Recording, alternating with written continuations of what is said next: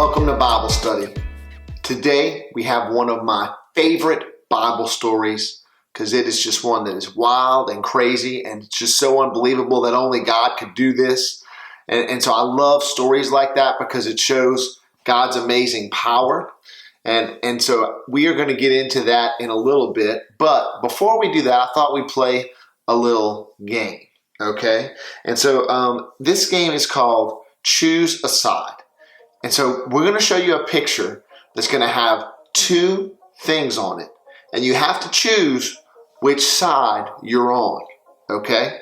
So, simply, you just choose the one you like better and that's what side you're on. All right? So, first item.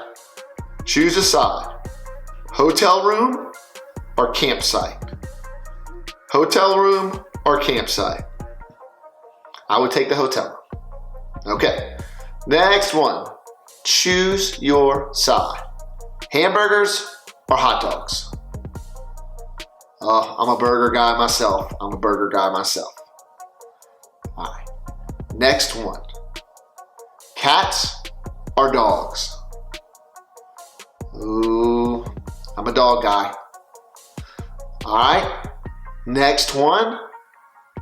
Winter, which we're about to go into, or summer.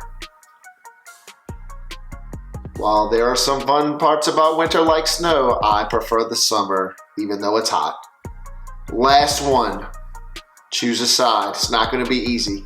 Save the hardest one for last. Snakes or spiders? Disgusting! I know you're thinking neither one. Pick one. It's up to you. If it came down to those, I think I'd have to go snakes. Spiders just really freak me out.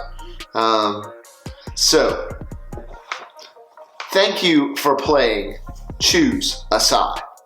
In our story today, Elijah basically told the people that you need to choose a side because what was going on was King Ahab was over this area and everyone there were 450 prophets of different gods and they were worshiping all these different types of gods. And so Elijah's like, look, there's only one true God and that's the God I worship. So this story today talks about how he basically tells all the people there, choose a side. Choose the God I worship or choose the God you worship. So let's see what goes on in that story. If you've got your Bible, go ahead and get it out and turn to 1 Kings chapter 18. You say, bro, Evan, I don't read a lot out of Kings. That's probably correct. So let's look in the front of your Bible to figure out where it is. All right. Go to your table of contents and see what page it's on. All right. So in mine, 1 Kings, so on page 547, it's Old Testament. So as you can see, I didn't go very far to get there. But we're going to be in 1 Kings chapter 18. So I've told you a little bit of the background and basically what's going on is everybody's worshiping all these other gods. And this is a pretty long chapter, so we're going to pick up in verse 21, okay, in verse 21 of the story. And it says this. Elijah came near to all the people and he said, how long will you hesitate between two options? He said, if the Lord is God, follow him. But if Baal, follow him.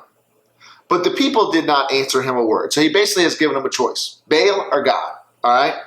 Now, then Elijah said to the people, I am alone and left a prophet of the Lord, but Baal's prophets are 450 men. Verse 23. Now let them give us 2 oxen, and let them choose 1 ox for themselves, and cut it up and place it on the wood. But put no fire under it, and I'll prepare the other ox and lay it on the wood, and I will not put fire under it either. So,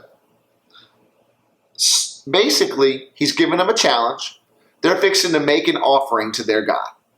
And when they do, they're not going to put any wood underneath it. So obviously the God's going to have to provide the fire.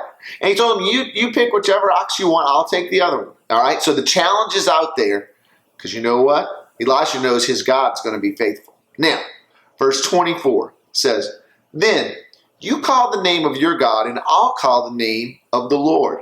And the God that answers by fire, he is the God. And all the people said, that's a good idea. Verse 25. So Elijah said to the prophets of Baal, choose one ox for yourselves, prepare it first, for you are many, and call on the name of God and put no fire under it. Then they took the ox which was given to them, and they prepared it, and they called on the name of Baal from morning until noon, saying, O Baal, answer us. But there was no voice. No one answered. And they leaped about the altar which they made. And then it came about at noon that Elijah mocked them. So Elijah started making fun of them. He said, call out with a loud voice, for he is a God. Either he's occupied or gone aside, or he's on a journey, or perhaps he's asleep and needs to be awakened. So they cried with a loud voice, and then they cut themselves according to their custom with swords and lances until blood gushed out to them. Part of their God worship was to cut themselves. Obviously, this is not a normal God that they're worshiping, and not the God. 29, when midday passed, they raved until the time of the offering and evening sacrifice. But there was no voice, no one answered, and no one paid attention. Then Elijah said to all the people, come near to me. So all the people came near to him. He prepared the altar for the Lord, which had been torn down. Elijah took 12 stones, according to the number of tribes of the sons of Jacob, and he told them, Israel shall be your name. Now, so with the stones, he built an altar in the name of the Lord, and he made a trench around the altar. So Elijah was taking this thing to a whole different level, okay?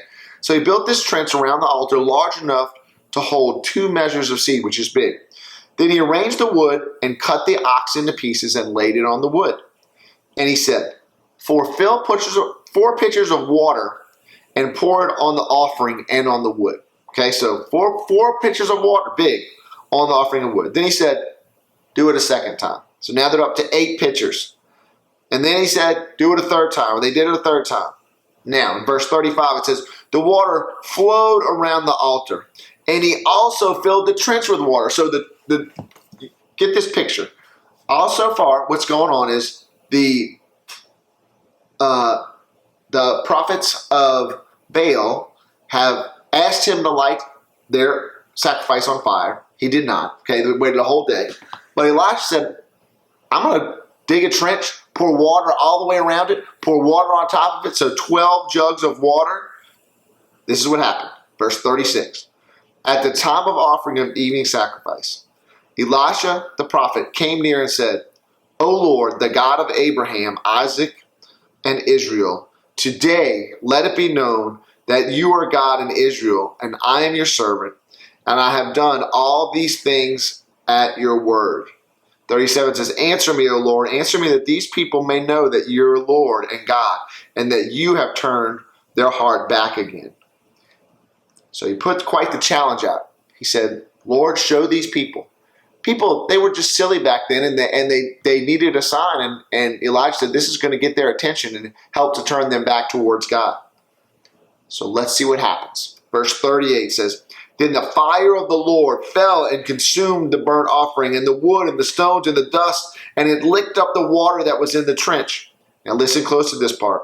When the people saw it, they fell on their faces and they said, the Lord, He is God. The Lord, He is God. So the people realized this God we've been worshiping is not God. Baal is not God. There's only one God that we worship. And as you see, that's the same God that we worship now. And we've been talking about being obedient. And you know what? Since He's the one God that is worth our time and effort, He deserves our obedience. Okay? And so what we're going to do now is we're going to do a little activity where I want you to start thinking about maybe what you do in a day. So go ahead and get a piece of paper and a pen. I'll wait for you, and then come back. Now that you have your paper and pen, I want you to write down 6 o'clock, 7 o'clock, 8, 9, 10, 11, 12 in a line, and then 1, 2, 3, 4, 5, 6, 7, 8, 9, 10.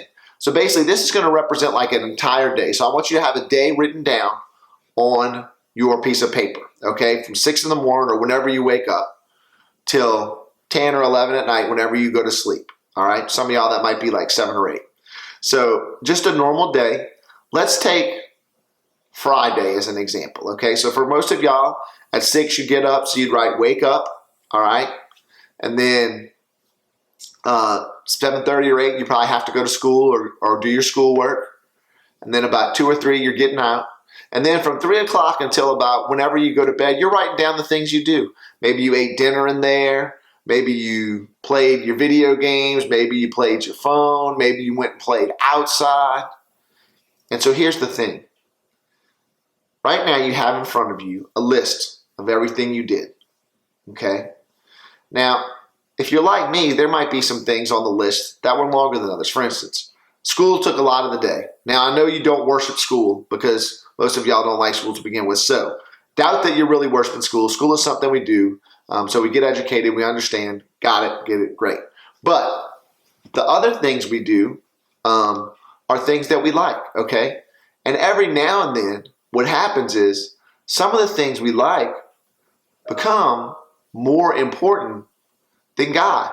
And we spend a lot more time on those things than we do with God. And they become an idol. An idol, look at this definition, is something that we basically worship, all right? And so obviously what we have learned from our story today is that the only thing we need to be worshiping is God, not these other things. So I have a simple question for you. If you write this down for one day and you wrote this down for every day, is there some things in your life that have turned into maybe an idol that you think have become more important than God? Like a video game, like sports, like talking with friends just constantly instead of spending any time with God. Part of our obedience is spending time with God and learning about Him. And so let's make sure that we're doing those things as well. Now, they have a very special activity coming up on October 1st that I wanted to share with you about one of the things we do out of obedience to God. Check out what's coming on October 1st.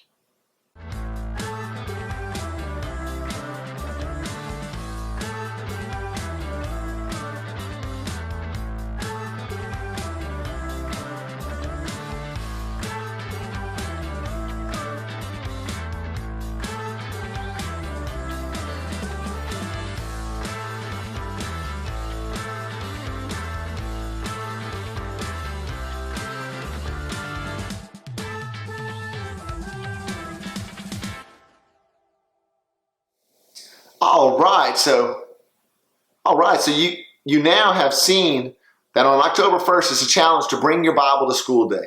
Now, there's a website I want to tell you about. It's Focus on the Family. So if you Google Focus on the Family, bring your Bible to school, you'll get this website to come up. And on this website, they have an area for students. If you click the For Students part, it's going to look something like this. And then if you go to Quizzes and Activities, this is what's going to come up. And this is what's so cool is it says Bible Times, and then it has some different stories on if you think these were true stories or not. And some of these are really cool stories from the Bible, kind of like one we heard today. So this is a fun little game I thought we'd end with that talks about if these are true stories from the Bible, and you can go back and check them out. So bones coming to life. Do you think that was really in the Bible, or do you think that's a fake news? That's fake news, not real news. Bones come to life is true story, real news.